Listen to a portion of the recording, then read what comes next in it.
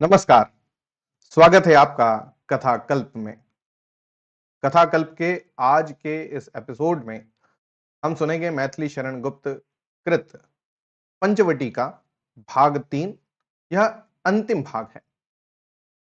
हमने सुना कि राम उठ गए हैं और सीता ने उनको बाहर बुला लिया है। उसके आगे, आर्यपुत्र उठकर तो देखो, क्या ही सुप्रभात है आज। स्वयं सिद्धि सी खड़ी द्वार पर, करके अनुज वधु का साज। क्षण भर में देखी रमणी ने, एक श्याम शोभा बांकी। क्या शस्य श्यामल भूतल ने, दिखलाई निज नर झांकी। किंवा उतर पड़ा अवनी पर, काम रूप कोई घन था। एक अपूर्व ज्योति थी जिसमें, जीवन का गहरापन था। देखा रमणी ने चरणों में, नत लक्ष्मण को उसने भेंट। अपने बड़े क्रोध में विधुसा छिपा लिया सब और समेट। सीता बोली, नाथ निहारो, यह अवसर अनमोल नया। देख तुम्हारे प्राणानुज का, तप सुरेंद्र भी डोल गया। माना इनके निकट नहीं है इंद्रासन की कुछ गिनती, किंतु अप्सरा की भी क्यों ये सुनते नहीं विनम्र विनती। तुम सबका स्वभाव ऐसा ही निश्चल और निराला है, और नहीं तो आई लक्ष्मी कौन छोड़ने वाला है। कुम्हला रही देख लो कर में, स्वयं वरा की वरमाला। किंतु कंठ देवर ने अपना मानो कुंठित कर डाला। मुस्काकर राघव ने पहले देखा तनिक अनुज की ओर, फिर रमणी की ओर देखकर कहा, आहा जो बोले मोर। शुभे, बताओ कि तुम कौन हो और चाहती हो तुम क्या। छाती फूल गई रमणी की, क्या चंदन है कुमकुम क्या।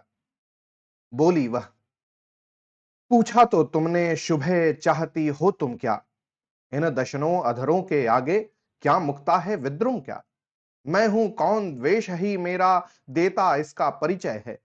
और चाहती हूं क्या, यह भी प्रकट हो चुका निश्चय है। जो कह दिया उसे कहने में फिर मुझको संकोच नहीं।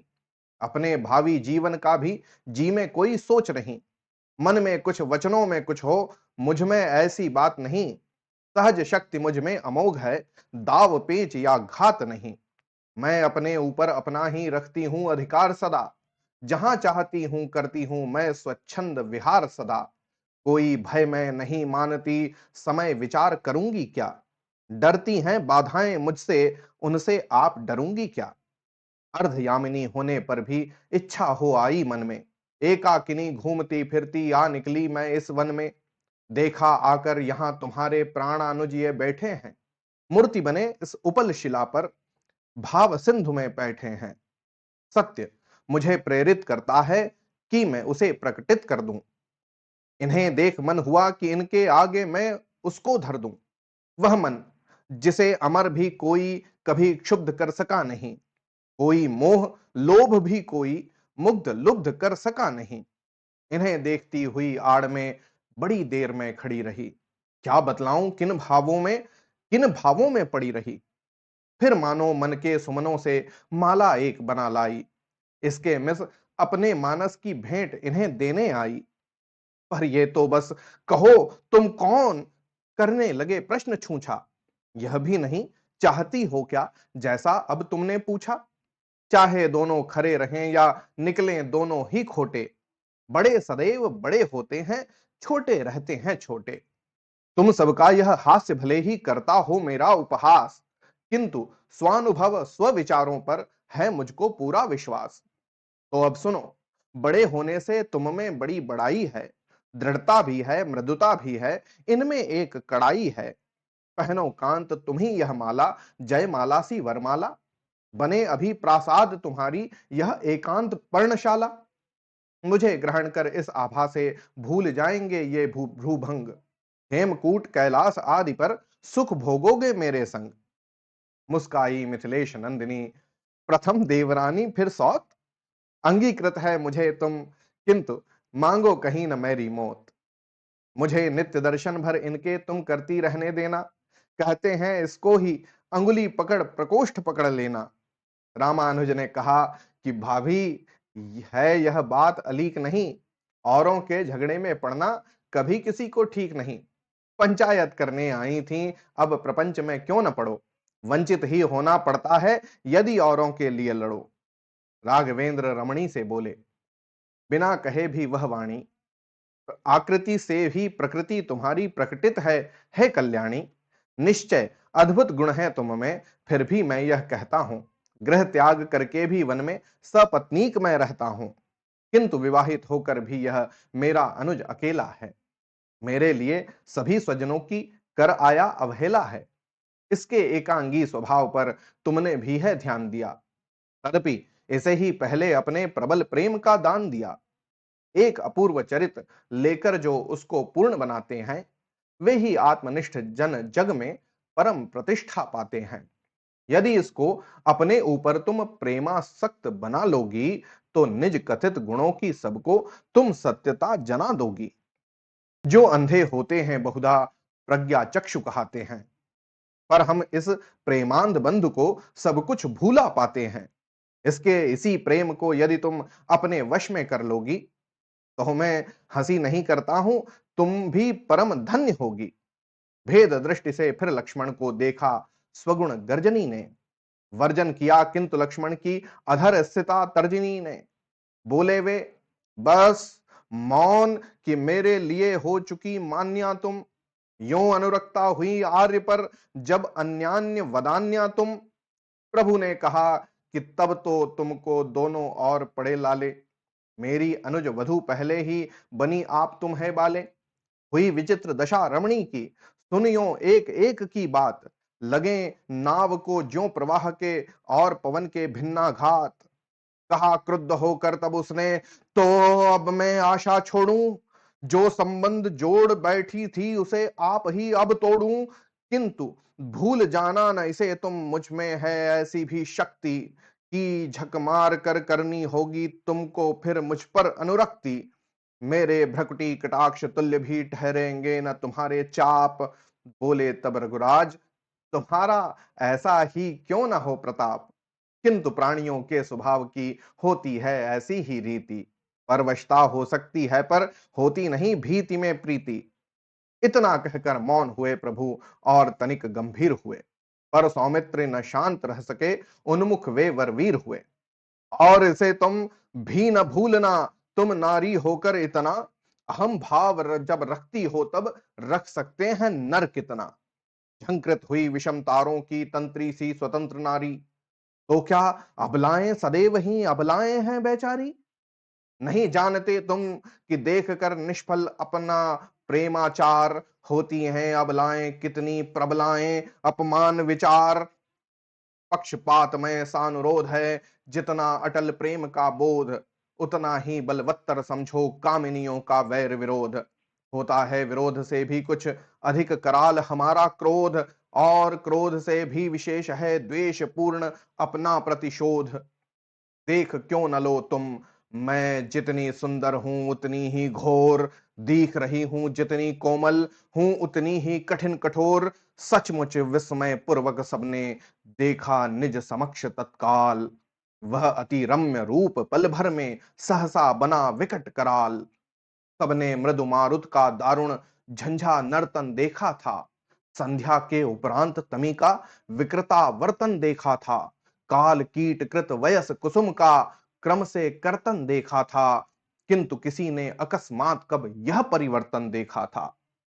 गोल कपोल पलट कर सहसा बने भिड़ों के छत्तों से, हिलने लगे उष्ण सांसों में ओठ लपालप लत्तों से।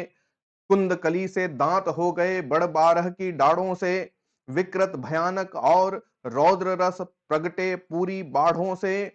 जहां लाल साड़ी थी तनु में बना चर्म का चीर, वहां हुए अस्थियों के आभूषण थे मणिमुक्ता हीर। जहां कंधों पर के बड़े बाल वे बने अहो आंतों के जाल। फूलों की वह वरमाला भी हुई मुंडमाला सुविशाल। हो सकते थे दो द्रुमाद्रि ही उसके दीर्घ शरीर सखा। देख नखों को ही जंचती थी वह विलक्षणी शूर्पणखा। भय विस्मय से उसे जानकी देख न तो हिल डोल सकी, और न जड़ प्रतिमा सी वे कुछ रुद्र कंठ से बोल सकी। अग्रज और अनुज दोनों ने तनिक परस्पर अवलोका। प्रभु ने फिर सीता को रोका, लक्ष्मण ने उसको टोका। सीता संभल गईं, जो देखी रामचंद्र की मृदु मुस्कान। शूर्पणखा से बोले लक्ष्मण, सावधान कर उसे सजान। मायाविनी, उस रम्य रूप का था क्या बस परिणाम यही? इसी भांति लोगों को छलना है क्या तेरा काम यही? विकृत परंतु प्रकृत परिचय से डरा सकेगी तू न हमें। अबला फिर भी अबला ही है, हरा सकेगी तू न हमें। बाह्य सृष्टि सुंदरता है क्या, भीतर से ऐसी ही हाय? जो हो समझ मुझे भी प्रस्तुत, करता हूं मैं वही उपाय। कि तू न फिर छल सके किसी को, मारूं तो क्या नारी जान। विकलांगी ही तुझे करूंगा, जिससे छिप न सके पहचान। उस आक्रमण कारिणी के झट लेकर शोणित तीक्ष्ण कृपाण। नाक कान काटे लक्ष्मण ने, लिए न उसके पापी प्राण। और कुरूपा होकर तब वह रुधिर बहाती बिललाती, धूल उड़ाती आंधी ऐसी भागी वहां से चिल्लाती। गूंजा किया देर तक उसका हाहाकार वहां, फिर भी हुई उदास विदेह नंदिनी आतुर एवं अस्थिर भी। होने लगी हृदय में उनके वह आतंकमयी शंका, मिट्टी में मिल गई अंत में जिससे सोने की लंका। हुआ आज अब शकुन सवेरे, कोई संकट पड़े नहा। कुशल करे करतार, उन्होंने लेकर एक उसास कहा। लक्ष्मण ने समझाया उनको, आर्य तुम निश्चंक रहो। इस अनुचर के रहते तुमको किसका डर है, तुम ही कहो। नहीं, विघ्न बाधाओं को हम स्वयं बुलाने जाते हैं।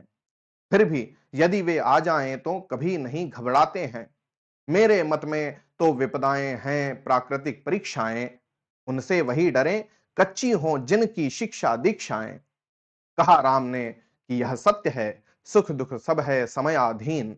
सुख में भी कभी न गर्वित होवे, और न दुख में होवे दीन। जब तक संकट आप न आवे, तब तक उनसे डर माने। जब वे आ जावें तब उनसे डटकर शूर समर ठाने।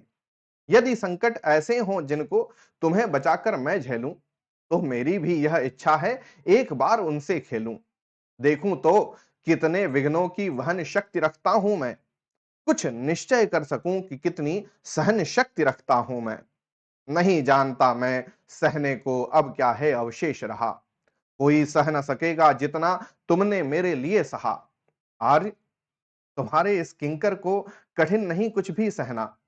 असहनशील बना देता है किंतु तुम्हारा यह कहना। सीता कहने लगी कि ठहरो, रहने दो इन बातों को। इच्छा तुम न करो सहने की आप आपदा घातों को। नहीं चाहिए हमें विभव बल, अब न किसी को डाह रहे। बस अपनी जीवन धारा का यूं ही निभृत प्रवाह बहे। हमने छोड़ा नहीं राज्य क्या, छोड़ी नहीं राज्य निधि क्या। सह न सकेगा कहो हमारी इतनी सुविधा भी विधि क्या। विधि की बात बड़ों से पूछो, वे ही उसे मानते हैं। मैं पुरुषार्थ पक्षपाती हूं, इसको सभी जानते हैं। यह कहकर लक्ष्मण मुस्काए, रामचंद्र भी मुस्काए। सीता मुस्काई विनोद के, पुनः प्रमोद भाव छाए। रहो रहो पुरुषार्थ यही है, पत्नी तक न साथ लाए। कहते कहते वेदे ही के नेत्र प्रेम से भर आए। चलो नदी को घड़े उठा लो, करो और पुरुषार्थ क्षमा। मैं मछलियां चुगाने को कुछ ले चलती हूं धान समा। घड़े उठाकर खड़े हो गए तत्क्षण लक्ष्मण गदगद से। बोल उठे मानो प्रमत्त हो, राघव महामोद मद से। तनिक देर ठहरो, मैं देखूं तुम देवर भाभी की ओर। शीतल करूं हृदय यह अपना, पाकर दुर्लभ हर्ष हिलोर। यह कहकर प्रभु ने दोनों पर पुलकित होकर सुधबुध भूल, उन दोनों के ही पौधों के बरसाए नव विकसित फूल। और इसी के साथ समाप्त होती है यह कृति पंचवटी। यह एक खंड काव्य है, और मुझे पूरा विश्वास है कि न केवल इसको पढ़ने में आनंद आया, बल्कि इसको समझने की भी आवश्यकता नहीं पड़ी होगी। सारे शब्द समान हैं, सरल हैं, और हम सक्षम हैं इसको समझने के लिए। यदि आप में से किसी को भी किसी भी पंक्ति का अर्थ न समझ आए, तो आप बिल्कुल बिना सोचे कमेंट कर सकते हैं। तो आज की कक्षा यहीं तक होती है। अगले एपिसोड में एक और नई कहानी या कविता के रूप में फिर से मुलाकात। तब तक के लिए बहुत बहुत धन्यवाद और जय हिंद।